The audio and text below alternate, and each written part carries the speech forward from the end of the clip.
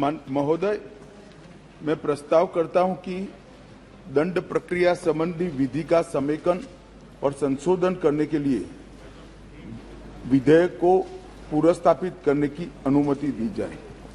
माननीय महोदय, मैं प्रस्ताव करता हूं कि निष्पक्ष विचारणा के लिए साक्ष्य के साधारण नियमों के समेकित करने के और सिद्धांतों का उपबंध करने के लिए विधेयक को पूर्व प्रस्तापित करने का अनुमति दी जाए। 1 मिनट माननीय गृह मंत्री जी।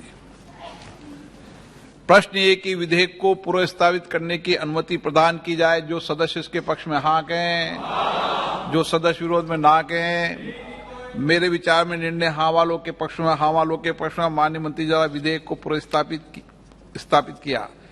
अध्यक्ष महोदय, जिस प्रकार से सदन 12B सारे सांसदों को निलंबन कर रहे हैं, महोदय, इसके कारण मैं प्रस्ताव करता हूं कि अपराधों और शास्तियों से संबंधित उपबंधों का समेकन और संशोधन तथा उससे संबंध या उससे आनुषंगिक विषयों को उपबंध करने के लिए विधेयक को पुनर्स्थापित करने की अनुमति दी जाए।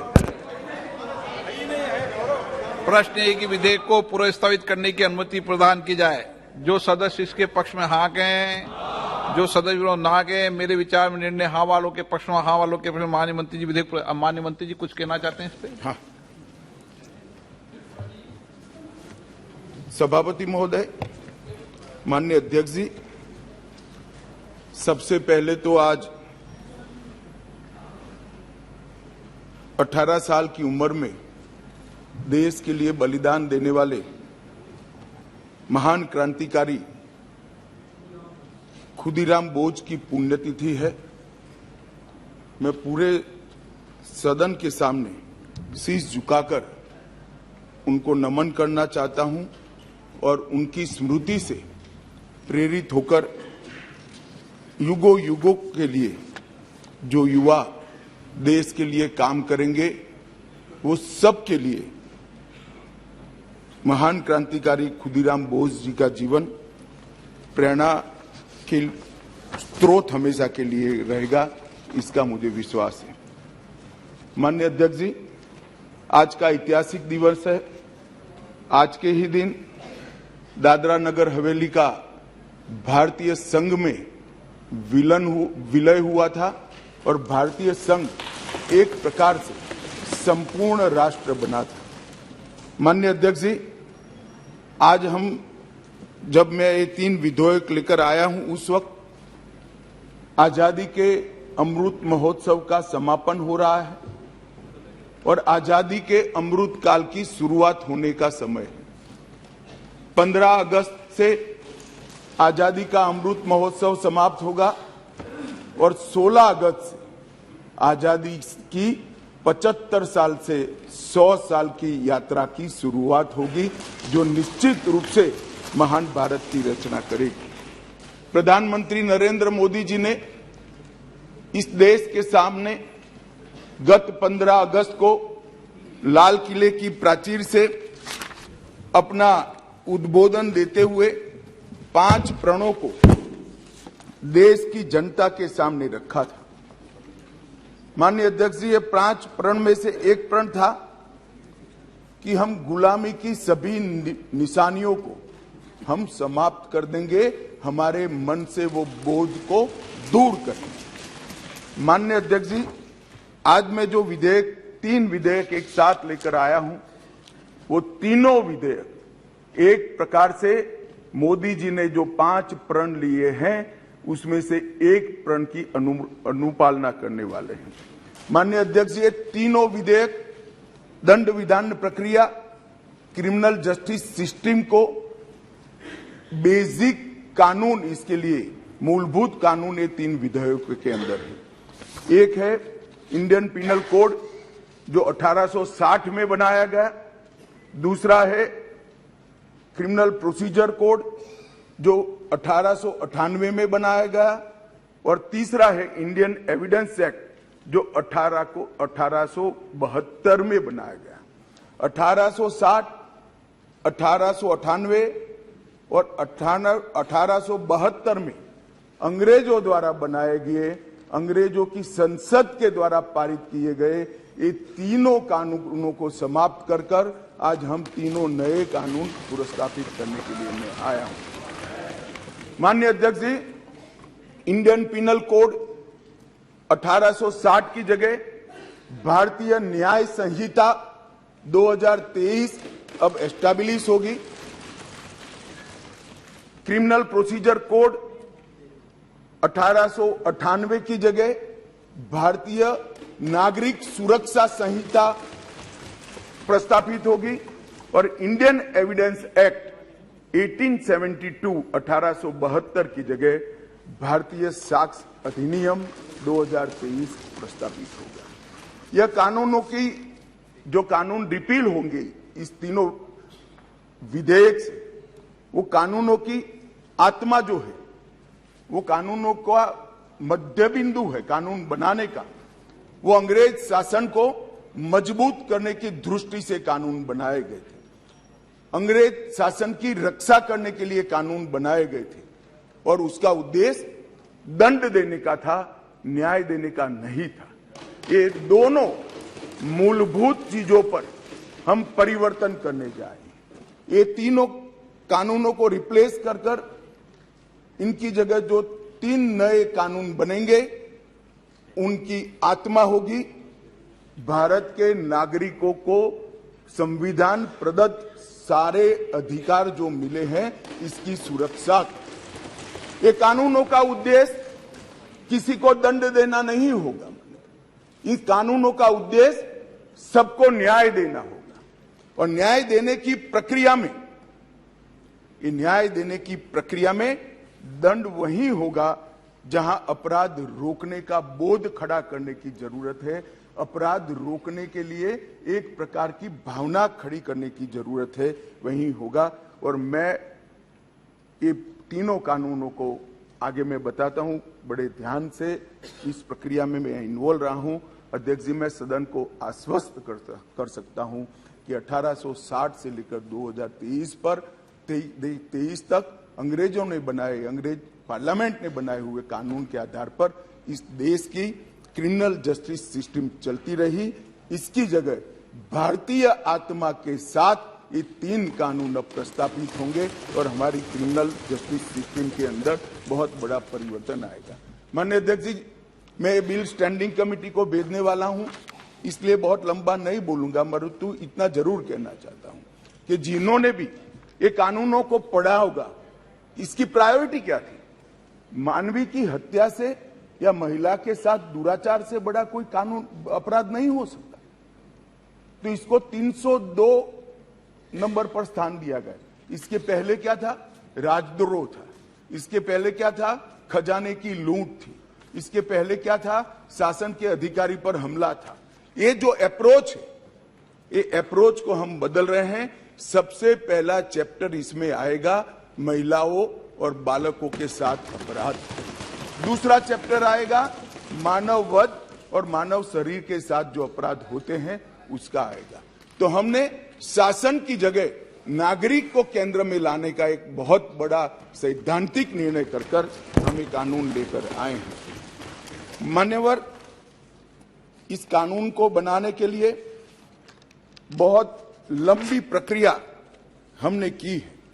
मोदी जी ने 2019 में ही हम सबका मार्गदर्शन किया था कि अंग्रेजों ने बनाए हुए जितने भी कानून जिस विभाग में है, सभी कानून पर पर्याप्त चर्चा विचारणा और सोच विचार कर इसको आज के समय के अनुरूप और भारतीय समाज के हित में बनाना चाहिए। वहीं से ये प्रक्रिया माननीय अध्यक्ष जी चालू हुई। ढेर सारी कंसल्टेशन की प्रक्रिया इसके लिए हुई है। मान्यवर, मैं आपको बताना चाहता हूं, हर जगह पे व्यापक कंसल्टेशन किया गया है। मैंने अगस्त 2019 में ही देश के सारे हाईकोर्ट चीफ जस्टिस को पत्र लिखा था, सर्वोच्च अदालत के सारे न्यायाधीशों को लिखा था, देश की सारी लॉ यूनिवर्सिटी को पत्र लिखा था।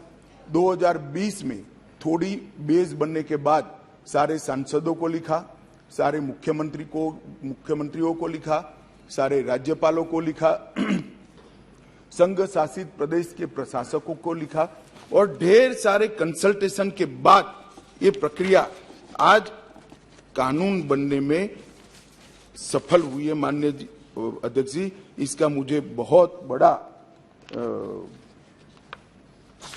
संतोष है कि बेस बरुआ समिति, विश्वनाथन समिति, मलिमत समिति, माधव मेनन समिति और गृह मामलों की स्थायी संसदीय समिति 2011, 2005, 2006 इसकी रिपोर्ट 111वीं, 110वीं, 146वीं ये सारी रिपोर्टों का बृहद संकलन कर सभी राज्यपालों, मुख्यमंत्रियों, सभी विधायकों, सभी सांसद और सभी न्यायाधीशों से, हाई कोर्ट से, सुप्रीम कोर्ट से और लॉ यूनिवर्सिटी से आए हुए सारे प्रस्तावों को, सारे सुझावों को कंसीडर कर लाइन बाय लाइन इसको पढ़कर ये विधेयक लेकर मैं आज सदन के सामने उपस्थित हुआ हूं।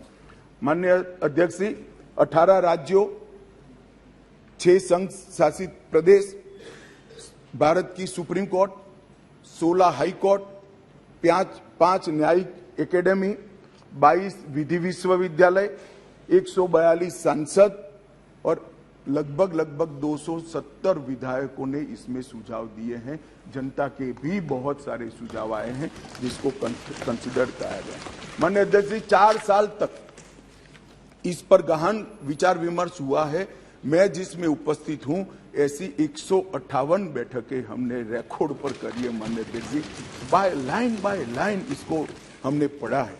मान्यवर, भारतीय नागरिक सुरक्षा संहिता जो सीआरपीसी को रिप्लेस करेगी, इसमें अब 533 धाराएं बचेगी, 160 धाराओं को बदल दिया गया है, 9 धाराएं नई जोड़ी गई है और 9 धाराओं को निरस्त किया गया है। भारतीय न्याय संहिता जो आईपीसी को रिप्लेस करेगी, इसमें अब पहले 511 धाराएं थी, इसकी जगह 356 धाराएं होगी, 175 धाराओं में बदलाव हुआ है, 8 नई धाराएं जोड़ी गई है और 22 धाराएं निरस्त कर दी गई। भारतीय साक्ष्य अधिनियम जो एविडेंस एक्ट को रिप्लेस करेगा, इसमें 170 धाराएं होगी, पहले 167 थी, 23 धाराओं में बदलाव किया है, 1 धारा नई जोड़ी गई है और 5 धाराएं निरस्त की है। मान्यवर, मैं सदन को बताना चाहता हूं, ये तीनों कानूनों में गुलामियों की निशानी से भरे हुए कानून। सबसे पहले तो इसको ब्रिटेन की पार्लियामेंट ने पारित किया था, हमने अडॉप्ट किया था, यहीं से शुरुआत होती। परंतु इसके अलावा आज भी जो कानून आज इससे निरस्त होंगे, जब सदन पारित करेगा, तब वो कानूनों के अंदर कुछ शब्द थे मैं जरूर कहना चाहता हूं, जिससे हमें मालूम पड़ेगा कि 75 साल तक हम किस कानूनों के आधार पर क्रिमिनल जस्टिस सिस्टम को चलाए हैं। पार्लियामेंट ऑफ यूनाइटेड किंगडम का जिक्र है, प्रोविंशियल एक्ट का जिक्र है, notification by the crown representative का जिक्र है, लंदन गैजेट का जिक्र है, ज्यूरी और बैरिस्टर का जिक्र है जो हमारे यहाँ कब के चले गए, लाहौर गवर्नमेंट का जिक्र है, कॉमनवेल्थ के प्रस्तावों का जिक्र है, United kingdom of great Britain and Ireland parliament का जिक्र है, हर मेजेस्टी और बाय द प्रिवी काउंसिल, ऐसे हर जगह रेफरेंस दिए हुए हैं। Copies and extracts content in the London gadget, इसके आधार पर एक कानून को बनाया गया है। Possession of the British crown, इसका भी जिक्र आज भी है। Court of justice in England, इसका भी जिक्र 33 से ज्यादा जगहों पे है। हर मैजेस्टी डोमिनियंस का इस अधिनियम के अंदर ढेर सारे जिक्र है। टोटल 475 जगह ये गुलामी की निशानियों को समाप्त कर आज हमने एक नया कानून मान्यवर लेकर आए। माननीय अध्यक्ष जी, इस कानून से हमने नए युग को जोड़ने का भी प्रयास किया है। हमारी क्रिमिनल जस्टिस सिस्टम में बहुत समय लगता है। कानून में कोई कानून की अदालत में जाए तो न्याय इतनी देर से मिलता है कि न्याय का कोई मतलब ही नहीं। लोगों की श्रद्धा उठ गई है, कोर्ट में जाने से डर है। मैं गुजरात का कानून मंत्री भी रहा हूं, विधि मंत्री भी रहा हूं। कई लोगों ने मुझे कहा था कि साहब पनिशमेंट की कोई जरूरत ही नहीं। मैंने बोला क्यों? कि कोर्ट में जाना इटसेल्फ पनिशमेंट है। इस प्रकार की मानसिकता लोगों के दिमाग में कर गई। हमने इसीलिए आधुनिक से आधुनिक तकनीक को इसके अंदर समाहित करने का निर्णय किया है। माननीय अध्यक्ष जी, दस्तावेजों की परिभाषा का विस्तार कर इलेक्ट्रॉनिक या digital record, email, server longs, computer, smartphone, laptop, SMS, website, locational साक्ष्य, डिवाइस पर उपलब्ध मेल और मैसेजेस, ये सभी को कानूनी वैधता इस देता है, जिससे अदालतों के अंदर जो कागजों के ढेर लगते हैं, अंबार लगते हैं, वो समाप्त हो जाएंगे। एफआईआर से केस डायरी और केस डायरी से चार्जशीट और चार्जशीट से जजमेंट तक की सारी प्रक्रिया को डिजिटलाइज करने का प्रावधान इस कानून के अंदर मैं लेकर आया हूं। अदालत की सभी कार्यवाही को टेक्नोलॉजी के माध्यम से करने के लिए हम करते हैं। अभी आरोपी की पेशी ही सिर्फ वीडियो कॉन्फ्रेंस से हो सकती है, अब संपूर्ण ट्रायल क्रॉस सहित की वो वीडियो कॉन्फ्रेंस से होगी। शिकायतकर्ता और गवाहों का परीक्षण भी होगा। जांच पड़ताल और मुकदमे में साक्ष्यों का रिकॉर्डिंग जो करना है वो भी होगा, और उच्च न्यायालय के मुकदमे और सभी अपीलीय कार्यवाही भी डिजिटली संभव होगी। माननीय अध्यक्ष जी, ये करने से पहले इसमें कोई न्याय के बारे में कोई गोता ही न हो जाए, इसलिए हमने नेशनल फॉरेंसिक साइंस यूनिवर्सिटी और देश भर के सारे विद्वानों को, इस विषय के विद्वानों के साथ बैठकर इसकी चर्चा कर टेक्नोलॉजी के एक्सपर्ट के साथ बैठकर उसको बनाया गया है। सर्च और जब्ती के वक्त मान्यवर हमने कई सारे ऐसे प्रावधान किए हैं जिससे निर्दोष नागरिक को फंसाया न जा सके। सर्च और जब्ती के वक्त ढेर सारी ऐसी फरियादें, मेरे यहाँ रख दिया गया, मेरे यहाँ था नहीं, पुलिस लेकर आई, रख दिया। अब हमने सर्च और जब्ती में वीडियोग्राफी को कंपलसरी करा है, जो अब वीडियोग्राफी केस का हिस्सा होगी। पुलिस द्वारा ऐसी रिकॉर्डिंग के बिना कोई भी चालान, चार्जशीट रखा जाएगा वो वैध नहीं होगा। हमारा दोष सिद्धि का प्रमाण बहुत कम है। आजादी के 75 साल के बाद भी हम दोष सिद्ध नहीं कर पाते हैं मान्यवर। इसीलिए फॉरेंसिक साइंस को हमने बहुत बढ़ावा देने का काम किया है। देश के प्रधानमंत्री जी ने एक ऐतिहासिक निर्णय लिया है नेशनल फॉरेंसिक साइंस यूनिवर्सिटी बनाने का। मैं इस सदन के माध्यम से पूरे देश को आश्वस्त करना चाहता हूं कि 3 साल के बाद हर साल 33,000 फॉरेंसिक साइंस के एक्सपर्ट और साइंटिस्ट इस देश को मिलने लगे। ये इसलिए किया गया कि ये कानून हम लेकर आने वाले थे मान्यवर। एक कानून में हमने लक्ष्य रखा है कि दोष सिद्धि के प्रमाण को, कन्विक्शन रेशियो को 90% से ऊपर लेकर जाना है, ये हमारा लक्ष्य है। इसलिए हमने एक महत्वपूर्ण प्रावधान किया है कि 7 वर्ष या उससे ऊपर की सजा जिस धाराओं में है, वो सभी क्राइम सीन पर फॉरेंसिक टीम की विजिट को हम कंपलसरी कर रहे हैं। और मान्यवर, इसके माध्यम से एक वैज्ञानिक साक्ष्य, एक साइंटिफिक एविडेंस पुलिस के पास होगा, जिसमें कोर्ट में दोषियों को बरी होने की संभावना बहुत कम हो जाएगी। माननीय, ये दोनों चीजें हैं। इसमें एक ऐसा सवाल कुछ एक्सपर्ट्स ने बताया था कि ये इसके लिए शायद देश अभी तैयार नहीं है। ये कानून में हमने ये भी प्रोविजन रखा है कि इलेक्ट्रॉनिक तरीके से केस चलाने के लिए कोर्ट, जिला, राज्य, ये सभी प्रकार के नोटिफिकेशन निकलने के बाद ही वो अप्लाई होगा।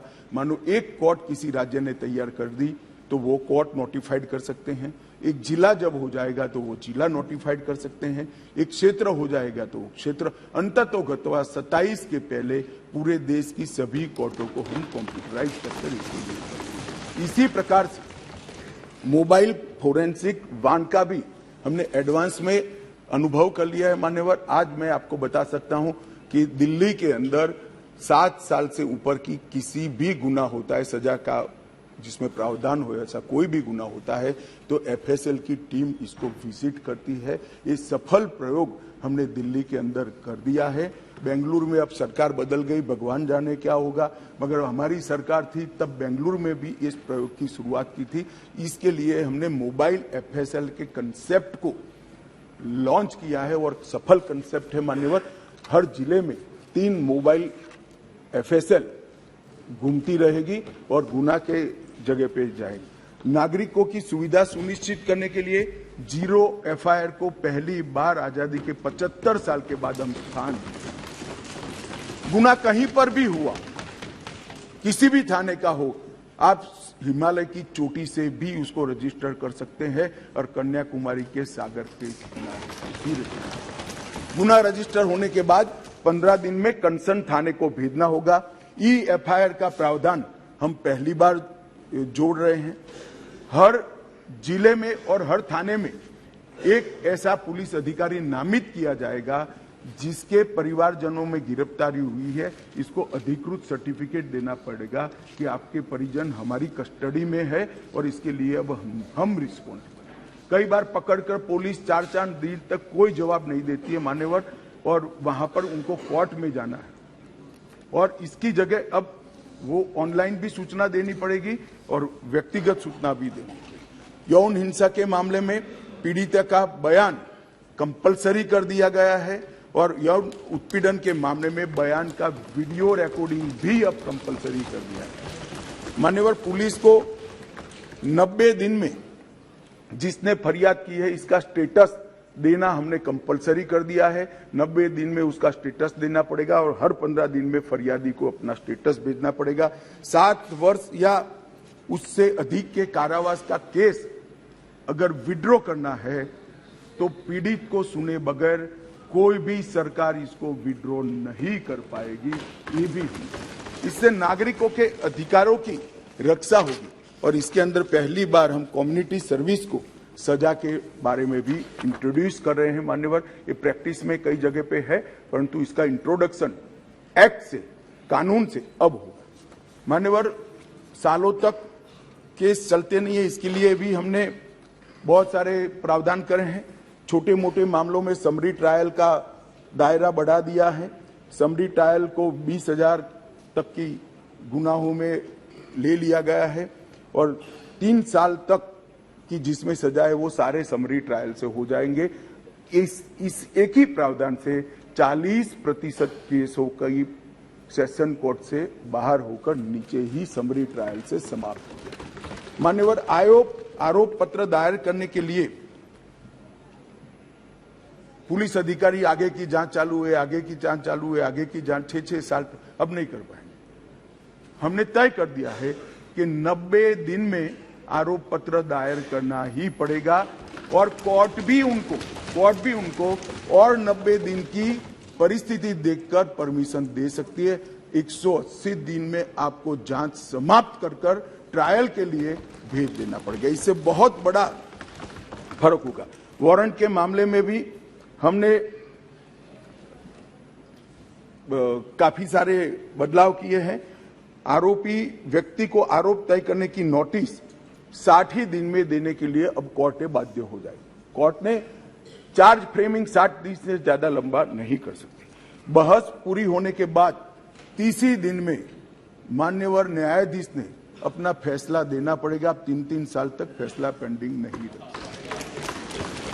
कई सारे जज ऐसे पूरी सुनवाई कर देते थे और फिर बाद में ट्रांसफर हो जाती थी या रिटायर्ड कर जाते थे और ट्रायल फिर से चलती। अब ऐसा नहीं होगा।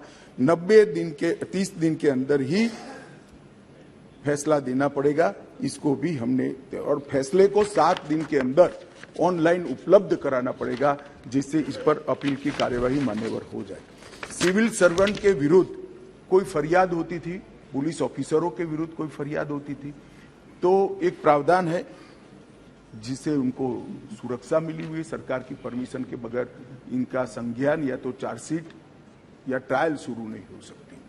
मान्यवर, सालों तक कोई परमिशन आती ही नहीं थी और उसके कारण सिविल सर्वेंट के साथ साथ बाकी लोग भी डिले ट्रायल को एंजॉय करते थे। हमने तय कर दिया है कि 120 दिन में सरकार हाँ या ना कह दे, वरना डीम्ड परमिशन माना जाएगा और ट्रायल को फेस करेगा। मान्यवर, एक बहुत बड़ा दिक्कत मैंने देखा है कि एसपी के नाते किसी ने एक केस जांच किया है तो डीजीपी या तो रिटायर्ड होने के बाद वो केस चलने पर आता है और उनको गवाही देने जाना है। हमने ये प्रक्रिया के अंदर आमूलचूर परिवर्तन किया है कि जो एसपी अभी नौकरी कर रहा है वो ही फाइल देखकर गवाही देगा, जो पहले था उसको आने की जरूरत नहीं। माननीय, बहुत बड़ा क्रांतिकारी बदलाव। इसके कारण इतना देर होती, इतनी देर होती। आज हमने बारीकी से ट्रायल किस चीज के कारण लेट होती है इसका अभ्यास किया है। सबसे ज्यादा डेट अगर लगे तो यही कि भैया वो तो डीजीपी हो गए, डीजीपी साहब को समय नहीं होगा, तहसील में कैसे आएंगे, जब उनकी विजिट है तो 1.5 साल तक गवाही नहीं होती। मगर अब कोई डीजीपी साहब या तो रिटायर्ड बाबू को बुलाने की जरूरत नहीं, वहां जो एसपी है वो फाइल देखकर, और वो डीजीपी साहब को कुछ याद भी नहीं है, उन्होंने भी फाइल देखकर ही कोर्ट को असिस्ट करना है, मगर ये नहीं होता था। अब हमने ये कर दिया है।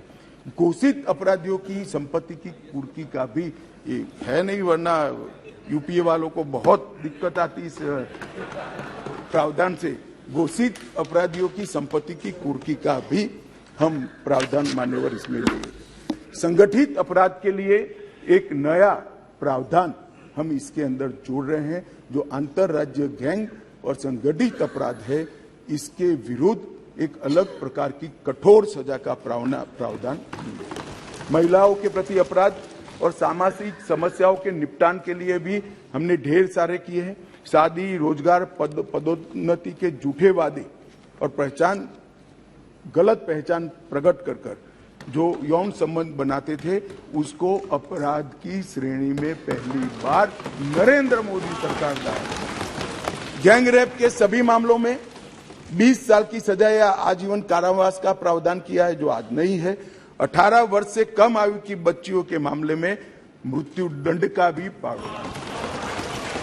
मान्यवर, मॉब लिंचिंग का बड़ा शोर मचा है, हमने उसको केयरफुली करा है। मॉब लिंचिंग के लिए भी 7 साल, आजीवन कारावास और मृत्युदंड तीनों का प्रोविजन कर हम प्रावधान मान्यवर लाए। स्नेचिंग के लिए चाहे मोबाइल का हो चाहे महिलाओं की चेन का हो, कोई प्रावधान नहीं था। बहुत सारे लोग छूट जाते थे क्योंकि वो चोरी भी नहीं होती थी, स्नेचिंग का प्रावधान भी नहीं था। अब स्नेचिंग का भी प्रावधान ले रहे। मान्यवर, एक 324 इसमें गंभीर चोट के कारण निष्क्रियता की स्थिति हो जाती थी। मानो कोई अपाहिज हो गया, ब्रेन डेड हो गया, मृत्यु नहीं हुई, पूरा पैर कट गया, हाथ कट गया, तो भी 7 साल की सजा थी। और किसी को थोड़ा लगा, रिपेयर होकर 1 सप्ताह में अस्पताल से बाहर आ गया, तो भी 7 साल। हमने दोनों को अलग कर दिया। हमेशा के लिए अपंगता अगर आती है या ब्रेन डेड होता है तो इसकी सजा को 10 साल या तो आजीवन कारावास में बच्चों द्वारा अपराध करने वाले व्यक्ति के लिए, बच्चों के साथ अपराध करने वाले व्यक्ति के लिए सजा को बढ़ाया गया है, 7 से 10 साल किया गया है। पहले जुर्माना काफी कम था, अनेक प्रोविजन में जुर्माने को बढ़ाने का भी काम किया है। मान्यवर,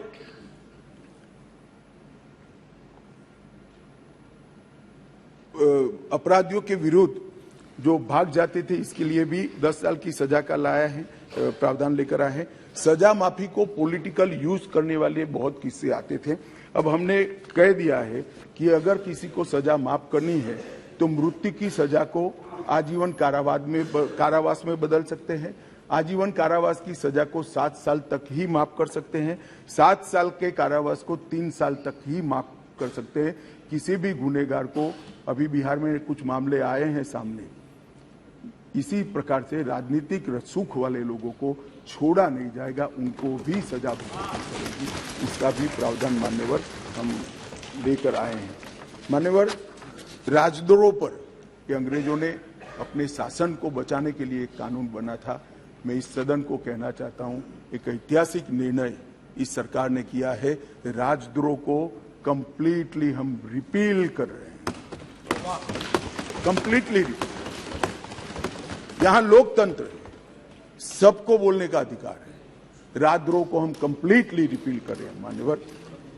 और इस कानून में इसके साथ साथ अलगाव, सशस्त्र विद्रोह, विध्वंसक गतिविधियां, अलगाववाद, भारत की संप्रभुता, एकता को, अखंडता को चैलेंज करना, ये सब को कानून के अंदर किसी न किसी दाएं बाएं तोड़ मरोड़ कर जोड़ते थे। इसका कोई स्पेशल प्रोविजन नहीं था, टेररिज्म की व्याख्या ही नहीं थी।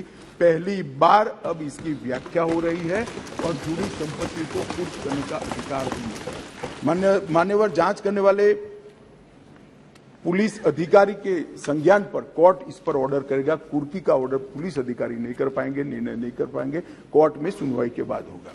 मान्यवर, एक बहुत बड़ा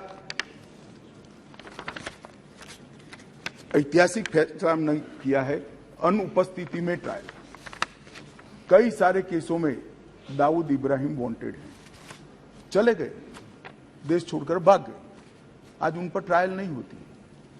हमने तय किया है कि सेशन कोर्ट के जज ड्यू प्रोसीजर के बाद जिसको भगोड़ा घोषित करेंगे उसकी अनुपस्थिति में ट्रायल होगी और उनको सजा भी सुनाएगी। दुनिया में वो कहीं पर भी छिपते, सजा सुनाई जाए। मान्यवर, इससे बहुत बड़ा फर्क पड़ने वाला है और वो सजा के खिलाफ अपील करना है तो न्याय की शरण में आए, अपने आप को भारतीय कानूनों की शरण में लाए और अदालत के सामने जाए तो हाईकोर्ट में चैलेंज करें। मान्यवर, मैं सार्वजनिक जीवन में बहुत बचपन से हूं, राज्य का गृह मंत्री भी रहा हूं, मैंने बहुत सारे थाने विजिट किए, बहुत सारे सदस्य भी थाने में गए होंगे। आप देखे होगा टूटी फूटी साइकिल, टूटी फूटी गाड़ी, टूटी फूटी ऑटो सालों तक पड़ी, सबने देखा। वो इसलिए पड़ा है कि कानून में प्रोविजन है कि केस के निपटारे तक इसको संभाल कर रखना। हमने प्रोविजन कर दिया है इसकी वीडियोग्राफी करना, वीडियोग्राफी की सर्टिफाइड कॉपी कोर्ट में जमा कराना और फिर इसका निपटारा आप कर सकते हो। इससे कम से कम पुलिस स्टेशन की स्वच्छता अभियान। मान्यवर, इस प्रकार के, मैंने तो अभी थोड़ा बताया, इस प्रकार के ढेर सारे बदलाव इस कानून के अंदर हम लेकर आए हैं।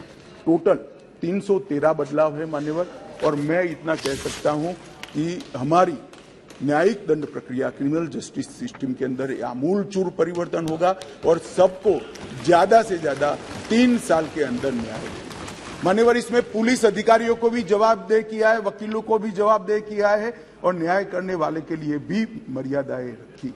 इसमें महिलाओं का और बच्चों का विशेष ध्यान दिया गया है। अपराधियों को सजा हो इसकी चिंता की गई है और पुलिस अपने अधिकारों का दुरुपयोग न कर पाए, ऐसा भी।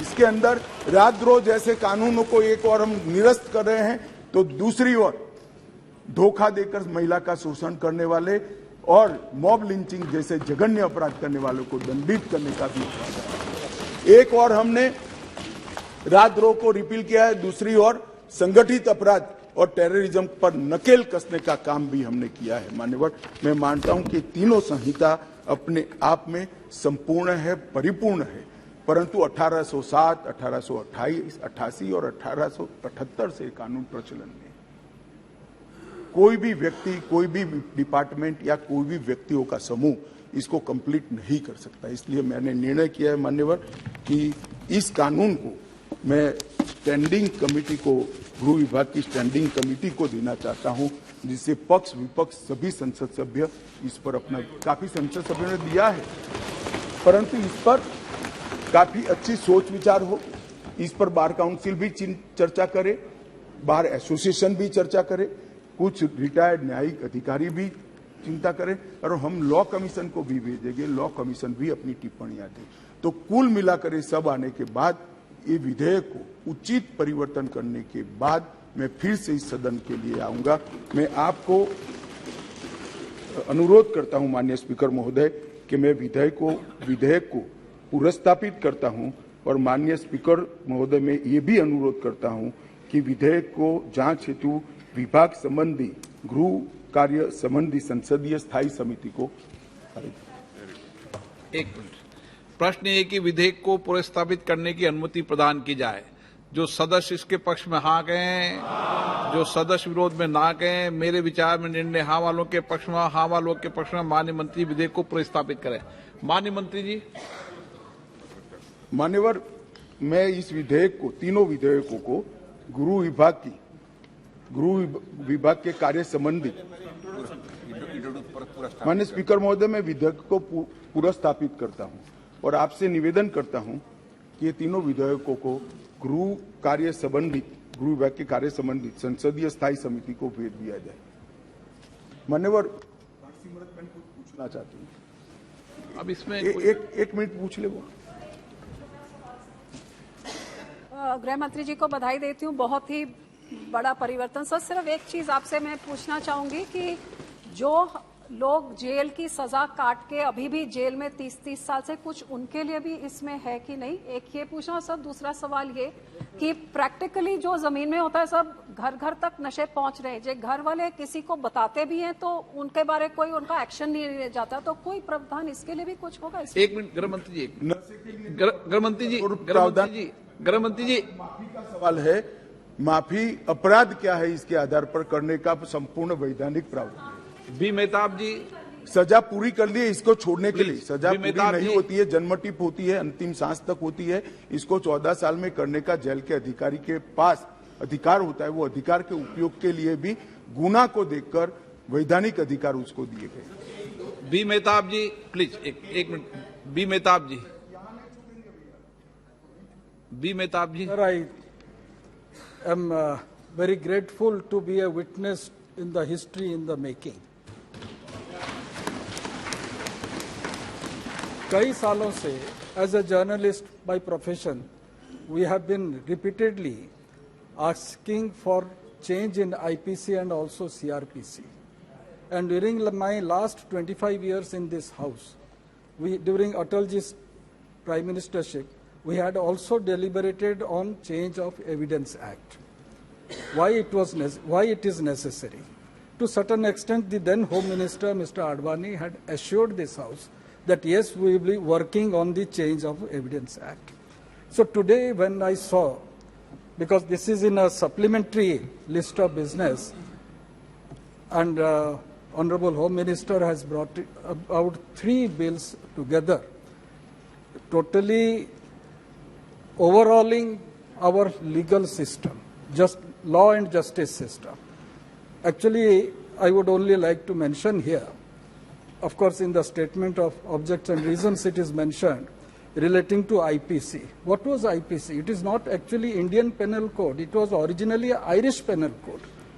And Macaulay is the father of this IPC. Though in 1834 this committee was formed, the law committee was formed by the British government. And 1834 means it was during the East India Company.